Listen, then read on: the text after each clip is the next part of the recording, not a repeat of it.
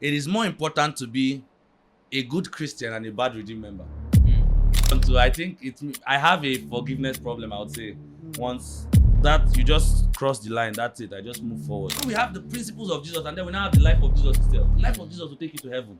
First relationship I had, I was maybe 17. Do you know that if you try that now, it will sting you in such a way that you will not believe it.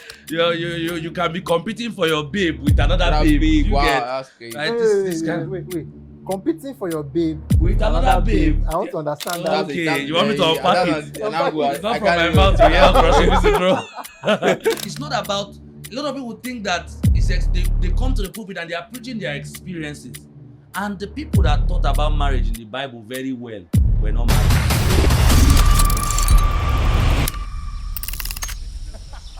So welcome guys to another episode of The Just Show. On today's episode, I have two brilliant guys, two handsome guys. Are they single? We're just here. Nobody wants us. We are the leftovers. Okay. No, they are not leftovers actually. So to my right here, I have a technical writer. His name is Victor Oti. How want they break down your portfolio again, sir? Right. So I'm a technical writer, but I'm also a public speaker. I do more of communication. Yeah. So I communicate via writing and I communicate via speaking. I'd like to think that I can converse with any kind of audience, high level, low level, mid level, and yeah, that's just about. He's actually single. Let me say his market. He's near that part. And to my left here, I have a namesake, Joshua. He's a software developer, a front end and a back end developer. He works with Match Fintech. Yeah. So on today's show, we are going to be dealing in-depthly with the concept of Christian relationship, navigating relationship in a complex world. So first of all, I want to ask them. Where should I start from now? You start from your left-hand side.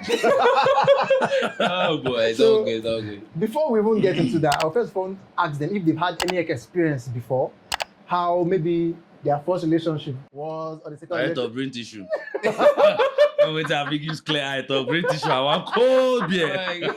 Wait till I go backslide to talk about this thing. Oh my god. So we'll share our experiences if we've had any before, and then we'll go further to other questions. So, Mr. Josh. Yeah. So share with us, have you been in any relationship before? 100%. So first of all, so let's keep from the beginning to the end. Did it end well? Do you think it ended well?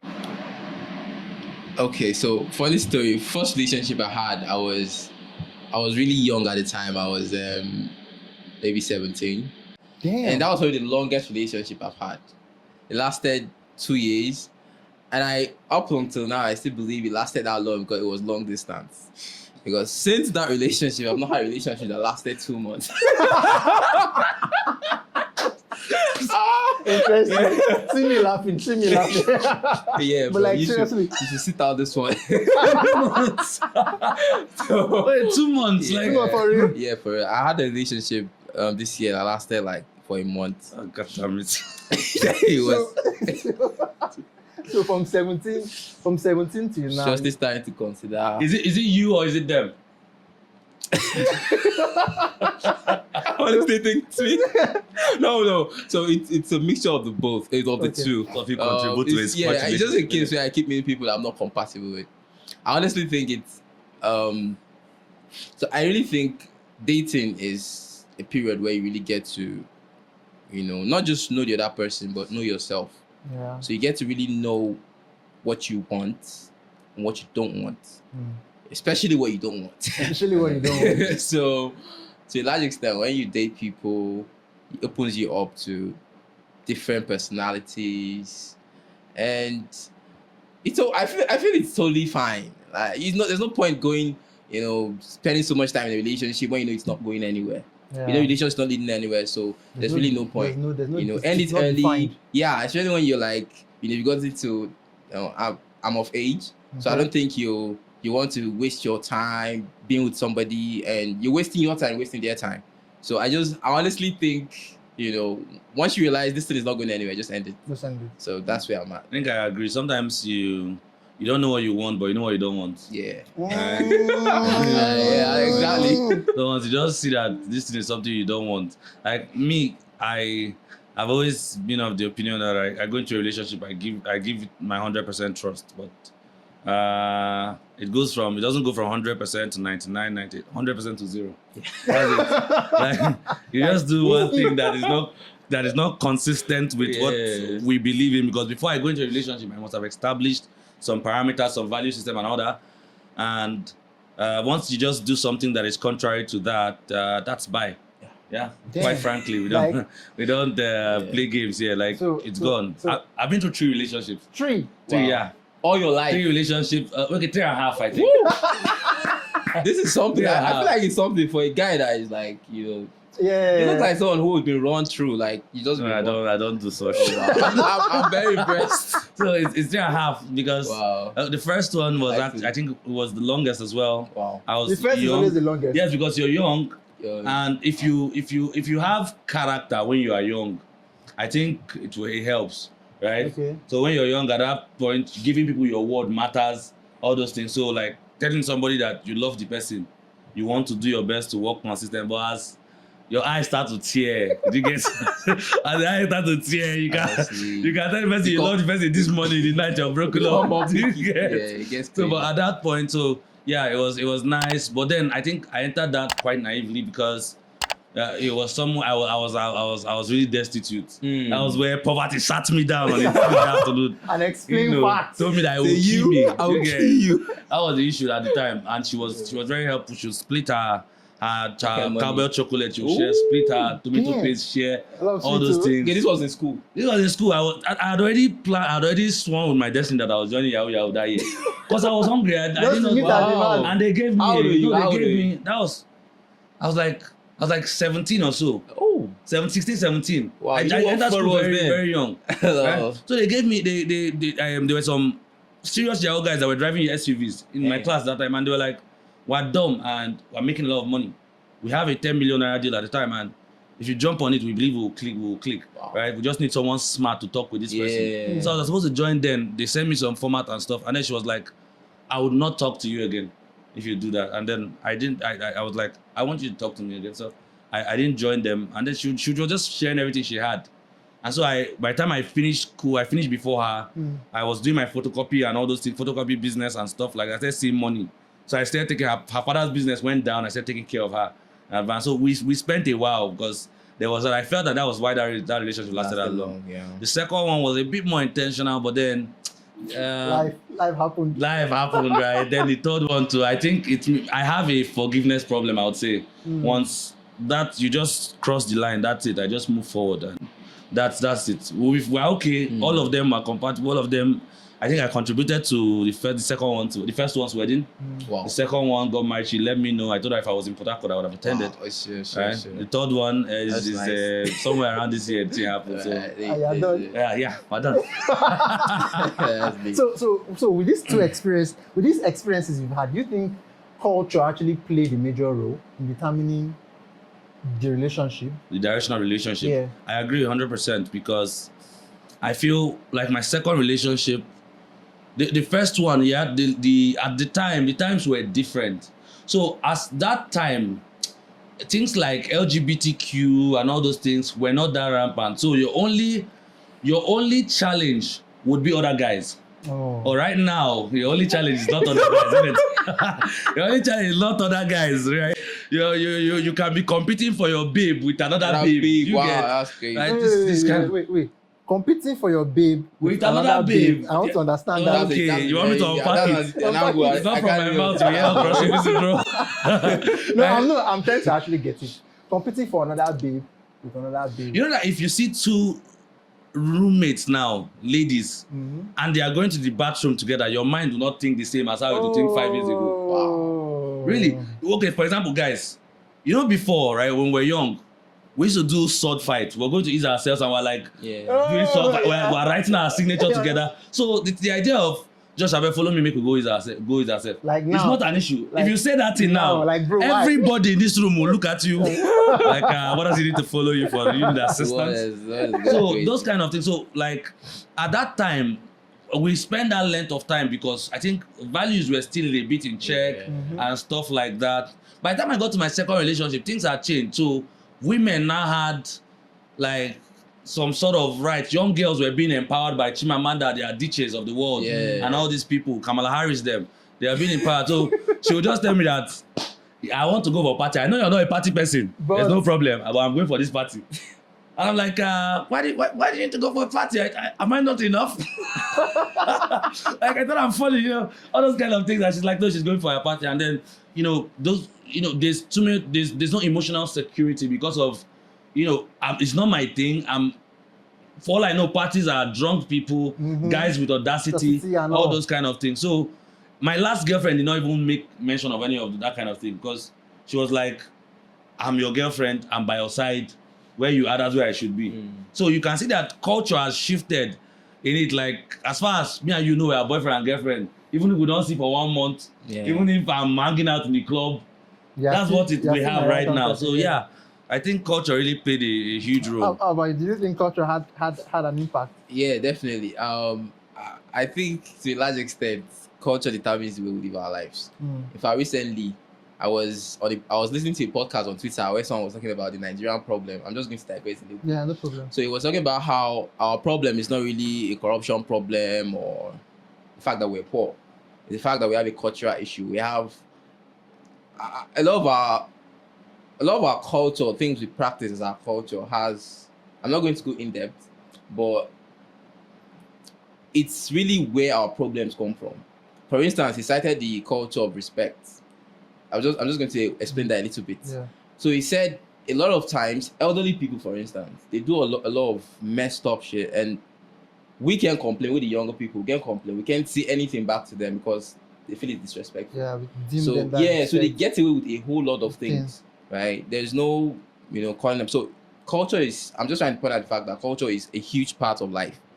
So as far as relationships are concerned, of course, there's no us without our culture. And from my own angle, I even come from the issue of tribe. Yeah. My last relationship, at some point, it looked like it was not going to fly because of where I'm from. Damn. Because of where she's from. Immediately, I like, she said it out from the start that, hey, my mom is never going to accept you. And I was like, I think I've had that one recently. I think the moms, our mothers are just, sometimes are just and at that point I already said, okay, let's just end it. Let's not, okay, there's no point. Let's not waste our time, But in the back of my mind, because that won't be the first time I will experience such. My first ever girlfriend,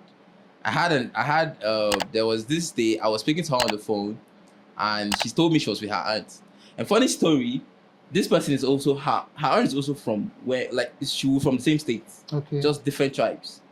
So we were on the phone and she was speaking. She was like, aunt. I was like, let me say hello to your aunt now. That's my in-law right there. Let me say hello to her.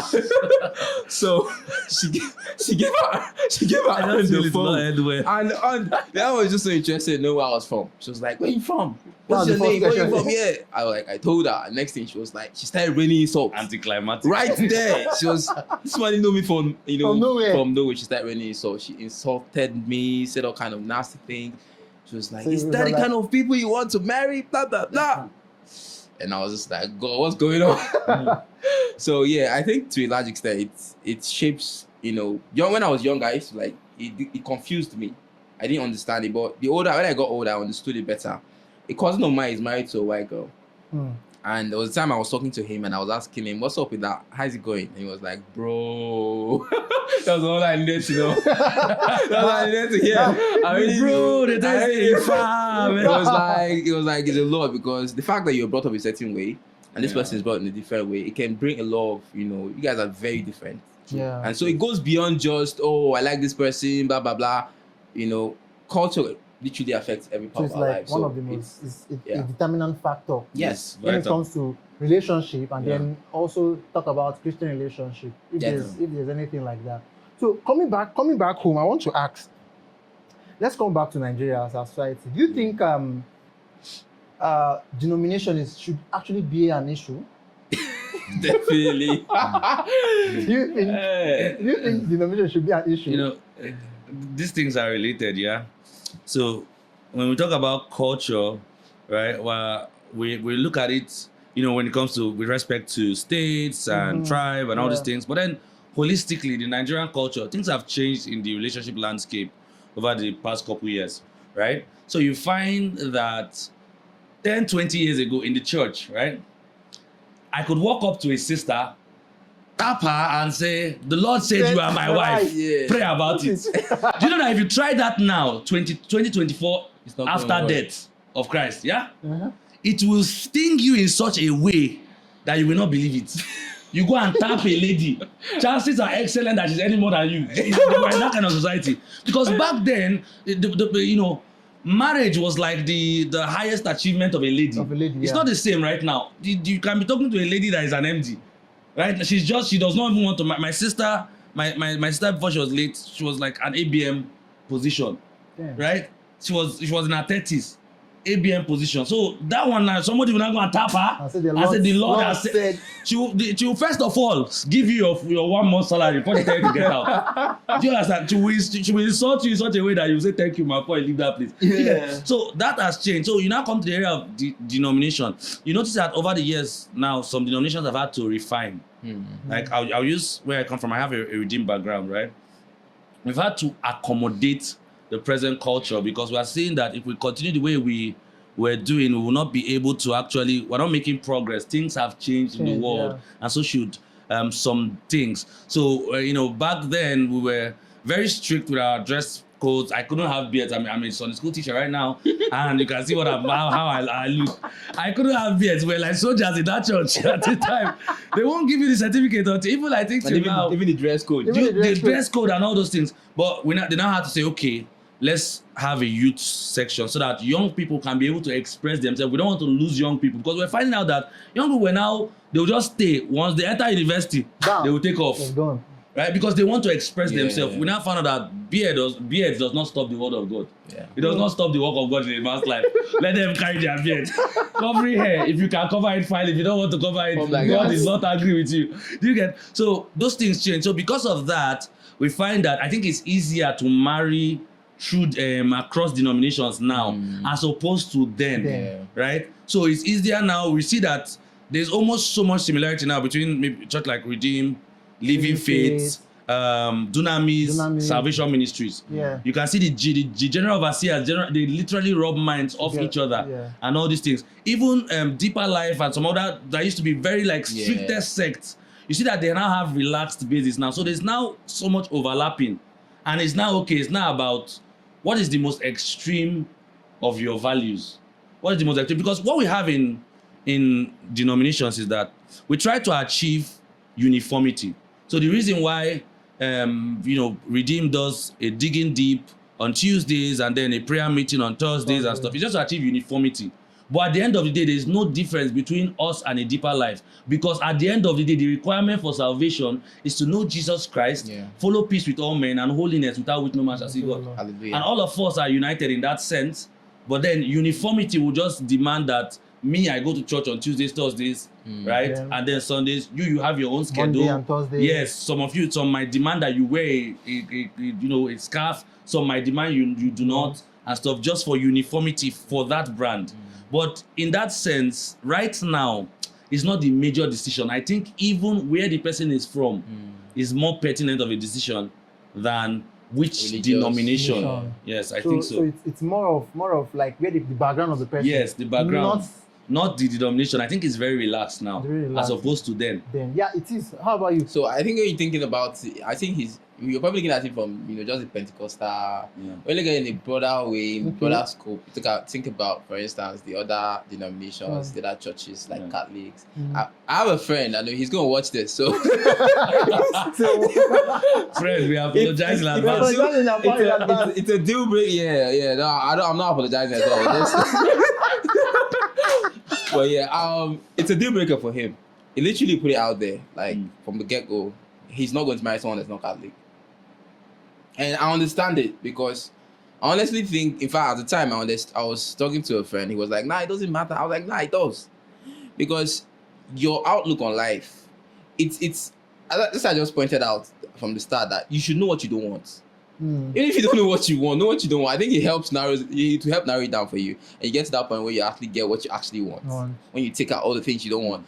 So you already know this is huge for you. This is a deal breaker for you. You can't deal with someone that is not from your denomination, from your church. Why? Because you have probably a certain, belief system. For him, he has issues with girls, the way girls dress nowadays, where they dress, they wear short skirts. Yeah. He has a big problem with it. He's always pissed.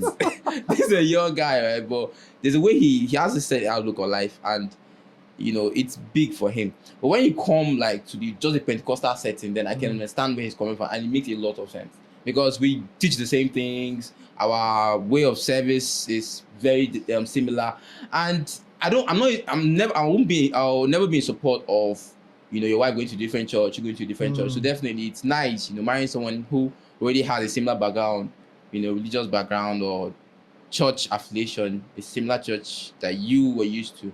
That way you guys can, choose to go to either church. But Mr. Josh, on that, looking at, let's say, me, a Redeemed Pentecostal, and then a Catholic, yeah. Right?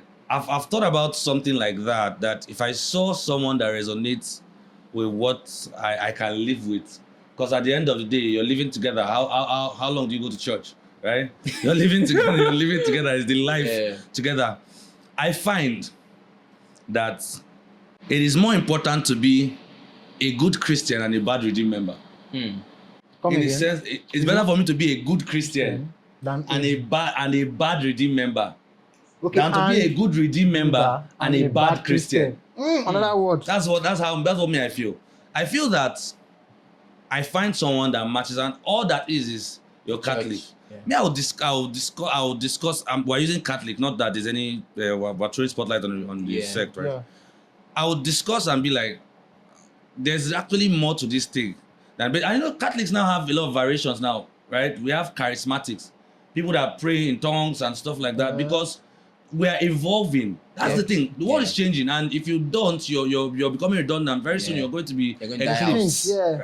Right. So there's that accommodation of the idea that the Holy Ghost has expression and tongues is an expression and all those things. So there's that aspect, right? So you now want to think, does this person share this particular point of view? I understand where you're coming from, because you don't want to be in the same house with somebody that you pray in the morning and the person after praying, the person now carries one cow tail and or you does it like this. You're doing something, you have to constantly, because Josh just said something like that this morning. Like when he does something, he has to explain it to you. You have to bring the Bible and it's like, this is why I'm doing this. So it's more difficult. For me, I think marrying someone from a denomination, it's a little bit more safer. Yes, I agree. You don't have to explain. There are some truths that you bring out in the morning, like we are sharing this in the Bible this morning, and then at the end of the day, your wife will be like, "That thing you said in the morning, I don't understand." So where's that one coming from? Where's that one coming from? So I think it's better for you to have someone in your denomination or closely related to your denomination, where you share the same faith system, same faith values and all, where you don't have to explain some basic things in the Bible. Mr. George, the challenge is that people are marrying in the same denomination. The marriage crisis is not reducing. Do you get? Compatibility is not anybody's mate. That's the truth. 100%. Compatibility is not everybody's mate. Okay. How long are we going to be arguing about Genesis chapter 1 in the house? Let's be honest. What we'll be doing is life, as opposed to. I'm saying that at the end of the day, right? We're partners must learn to, hear from one another, learn from one another. I should be able to, if I know more of something, if I have higher knowledge, you should be able to subscribe to me to understand that thing, right? Because even if we're in the same denomination, the growth rate is not the same. Yeah. Right? So the depth of understanding, so you can be in a Pentecostal now, and we believe in praying in tongues. And me, I believe that if you don't pray 2 hours, like Apostle Remy will tell you that if you are 18 and above, you have not prayed 24 hours straight in the Holy Ghost, your life is a joke. Now, if I believe that now, and you don't believe that, you believe that you just tell God, it is me, it is you made me, you made you. You get, I'm moving out of the house. There's still going to be bias in it. So it's about teachability. Can I explain why I believe in this? Mm-hmm. And do you subscribe? These are the questions we should be asking early in the relationship. Yes. Not is your favorite color blue? I tell you, these are pertinent questions. So if you're asking your girlfriend or your intended spouse now, colors, man, you're asking the wrong question. I think as a Christian, what you're supposed to be asking now is your core values.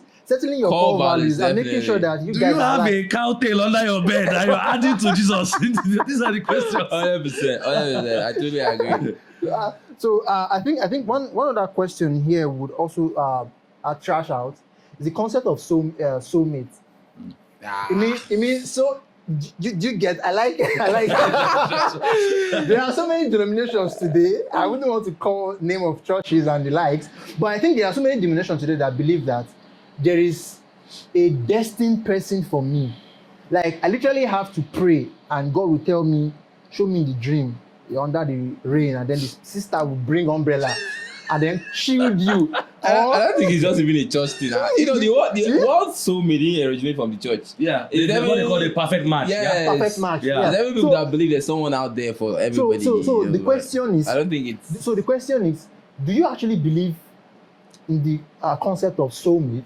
If no, why? I don't believe in the idea of soulmate, to be honest. The reason is, I've read the Bible a couple times. I've read the Bible more than I have fingers. So I've seen that there's no people choose wives differently in the Bible. Like there's just so many ways. There's no prescribed way. There's no prescribed way. See the choice of Isaac. I'm telling you, David just went, he killed Philistines. Saul said, collect your daughter as a reward. Then he went another place, Nabal died, he told the wife, you can come. You know, there are so many ways people choose. Is it not God told a prophet to go and marry a harlot? Right? But God did not tell everybody who to marry. Some went to go and pick their wives by themselves. Benjamites, they were becoming extinct. They gave a command, go to this foreign land, pick their wives and marry. Across the Bible, people married in ridiculous ways. I think from the point where God gave Adam Eve, and Eve now, Adam said it's Eve that caused it. God said, okay, no problem. It's me that caused it, Abi. You guys deal with yourself. Right? So what I'm saying is that there's been so many ways. You would not see any clear way for you to pick a wife, any idea that there's somebody for you. So because of that, I'm saying that to say that there are different ways men have picked their wives now. And most times people just tend to say, this is how I did it, this is how it should be. But you shouldn't be preaching experiences, you're preaching revelation, you're preaching what's in the Bible. Right? The Bible does not define that this is how you should do it. The Bible just gives guidelines. It tells you, for example, can two walk together except they agree. It says that all things work together to them that love God and are called unto the same purpose. It gives you some hints as to what can make things work together, right? So when somebody now says that, I closed my eyes, I was praying and I saw the guy, white, yellow shirt, he was working in MTN and stuff like that. And they actually met their wife with razor sharp precision of the vision. Their stories fall against the point. There are people that they gave them that vision, they stayed 3 years, and at the 3rd year, they saw the person like that. One of these major pastors, I don't know whether it's Pastor Paul that had someone of that, I think it was Pastor Oyedepo. I said he saw her at a bridge or something, he just knew that it was the wife and stuff like that. There are people that have had that level of precision. But there are now people that are waiting for that level of precision. 20 turn to 30, 30 turn to 40, 40 turn to 50. Do you get? Because it's not how, you have to understand how does God work with you as a believer. If especially when you have something like a prophetic calling, God is very particular about them. He's very, because if they mess up, things will spoil for a prophet. But aside the rest of us, God just allow you. God mostly, let me tell you, where I sit is that God leads men in 2 ways, start or stop. Either he will initiate the reaction, he will tell you, he will push you towards somebody, or he will stop you if you're wrong. He will end the relationship if you're wrong. So start or stop, because there are many ways, it's not defined, but they are just parameters. No matter whether the person is your tribe, is your church and everything, if 2 of you cannot work together, if 2 of you don't agree, if the compatibility is not there, it's not word of knowledge, it's not work. Right? Because in an age where we have more marriage seminars, almost every pastor I know have written marriage books. Many of them have written 2 or 3, right? We have the highest record of church, in the church, divorces. The highest record. As at February, the marriage divorce, they were already shouting that there's been so much divorce. People that said I do in December of that last year, they say I don't, no more. In January. Right? I don't agree. January, you get, because it's not about a lot of people think that they come to the pulpit and they are preaching their experiences. And the people that thought about marriage in the Bible very well were not married. Because marriage is a revelation. Apostle, yeah. Marriage, it was Jesus. Jesus did not marry, but he was teaching. Paul did not marry, but he was teaching. It's the revelation. It's not the longevity. Somebody will come and say, look at my wife is here, 20 years. The woman has spent 20 years of hell. But the culture she had that time made her feel like if she leaves this house, it's nothing, all because of the children. So she now stays with the minister. And she's regretting every day of that marriage. She's telling the children that don't even be like me. But the man is now standing here and saying, you see my wife is here, we're wearing matching clothes. So you should listen to me. So you're now carrying a revelation of 50 years ago to preach to people of 21st century. And you find out that, so you tell somebody that stay in the waiting room, God is going to drop your wife. You have not guided the person well. But if you tell the person that go and read the parameters of marriage, understand compatibility, understand the place of God in your marriage, understand the importance of the Spirit of God, the third person in your marriage, understand how to settle disputes, anger management. You have done well, because that's why unbelievers can have fantastic marriages. They can have fantastic marriages because it's a principle. You know, we have the principles of Jesus, and then we now have the life of Jesus itself. The life of Jesus will take you to heaven. But the principles of Jesus can give you a good marriage, it can give you a good business, it can make you rich, it can make you blessed, it can give you progress. So if you follow those principles, if you're compatible with anybody, whether the person is a totally different, as long as you're compatible. But then compatibility now comes with, is there the religious compatibility, the financial compatibility, is there, family-wise, in terms of organization, health-wise, all these things. You have to look at all these levels. And that is what, in my opinion, will not define the perfect match. But the idea that there is one person as you were born, the person was born, and if you miss the person, you have missed out, I don't think it's very accurate, except maybe you have a high calling.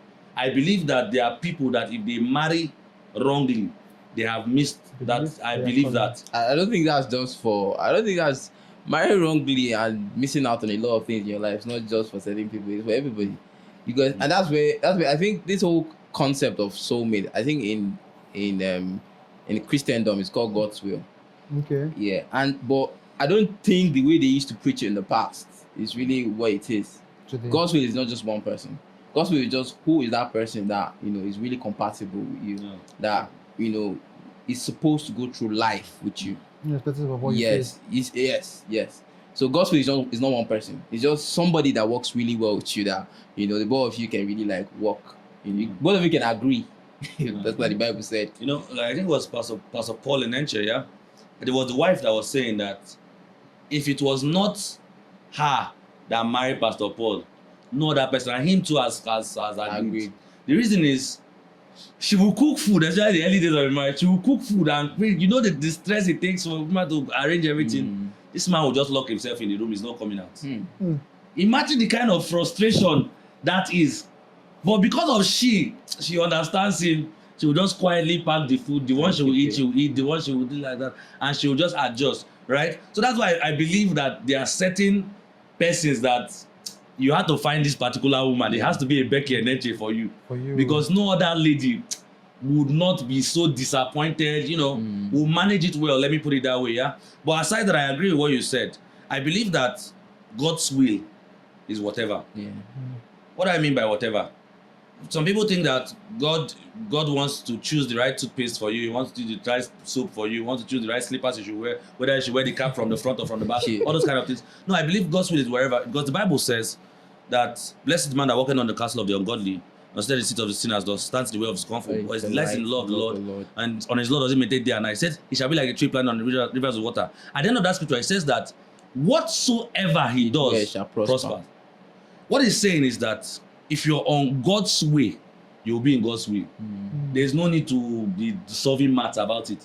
That is, if you're on the road going to City Gates, as long as you're there, whether you take lane 1, lane 2, lane 3, it doesn't care. You're going to meet up with City Gate. The problem is if you're not on that road, that's where you're going to miss out. Maybe you're going towards Zuba. Do you get it?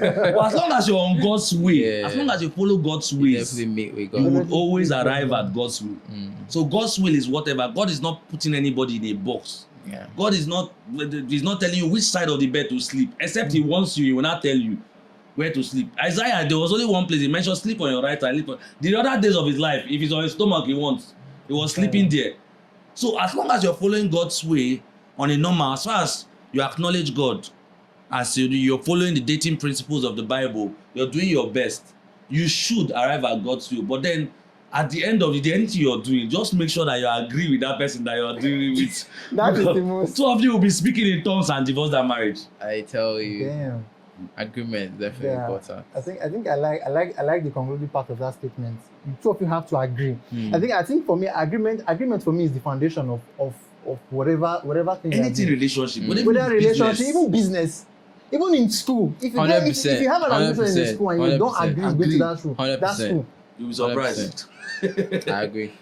So in our closing remark, I think for me the concept of soulmate, having it at the back of your mind that you have just one person as a person destined for you, or the person that have been designed for you by God, is a mindset that you should discard. I agree. You should just discard that mindset because that is not God's plan. Just like he has quoted about walking in God's way, in as much as you are God's way, doing God's will, in that same direction that God has called you to be, definitely you will get to that destined point that he has designed for you.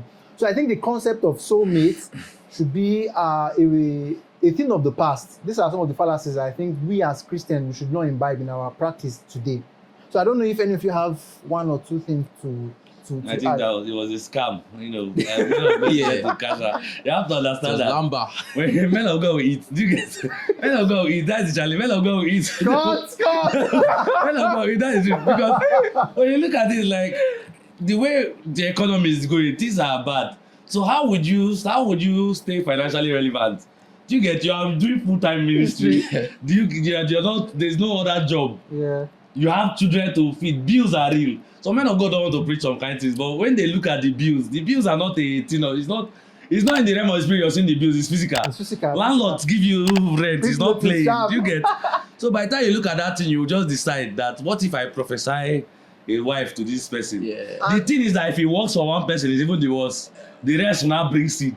Yeah. All these things happen. So I think as Christians we should be very careful with kind of, should I say, denomination or the kind of so-called pastor we subscribe to. Yeah, what we listen to. And then there are so many pastors out there. For me, I listen to so many pastors, and for me, what I tell myself is, no matter what they preach, they can preach 1,001 things. Whatever I think is suitable for my particular challenge or my particular situation, that is what I pick. There are so many pastors that will preach so many things about marriage that I think for me doesn't sit well with my system.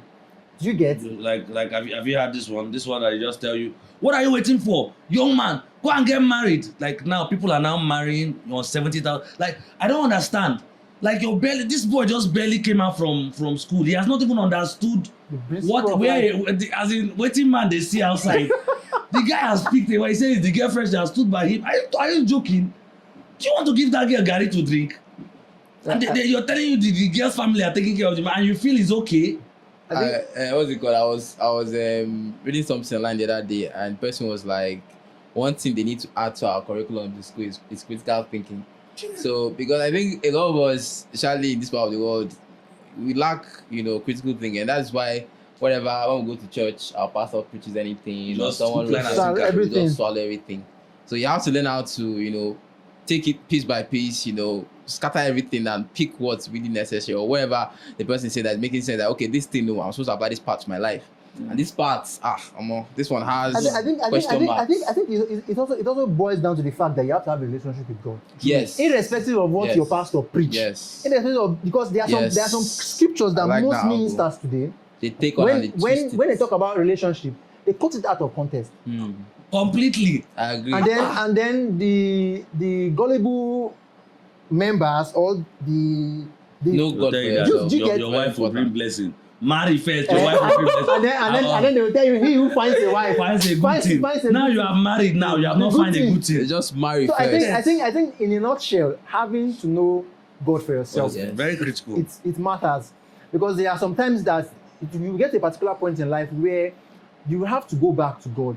That's true. And ask questions, and then ask God for direction. If at the beginning of the journey you you didn't bring God into the equation. Yeah. It will be difficult to bring him. The obvious is a forgiving father. Yeah. He may have mercy on you and all, but for your eye for don't At the first see time, shaggy we pro don't need mass. mercy. Your eye for don't see shaggy pro mass first. So Yeah. I think knowing God first. I think God is the foundation for any relationship. Be it whatever denomination, be Yeah. it whatever state or tribe that you are. Knowing God for yourself is the major for any relationship. I agree. So at this junction, I think we've been able to actually demystify, you understand, dissect how to actually go about at least the foundational part of relationship. Yeah. Just like you've heard from my two guests today about the aspect of culture. Culture shouldn't be a determinant factor, although it has a role to play. Yeah. But it should not be the major factor. God is actually the major factor, Yes. and inviting God into your life is the major thing. Yes. So if you actually like this content and you would want to see more of them, I would want you to subscribe. Just like I said in my first video, this is not just what we're going to be talking about, not just about relationship. So don't get carried away. We're going to be having more guests to talk about lifestyle. We're going to be playing games soon. We're having more guests, and I'm sure we'll be having these guys again come on the show and then for us to play more games. So if you like what I do, you like what we are putting up together on this space, please remember to like, to share, and then to subscribe. And then remember to put on the notification bell so that when we drop content like this, you would not be the last to watch it. So thank you very much for Thank you so much. to this part of the video. See you in the next one.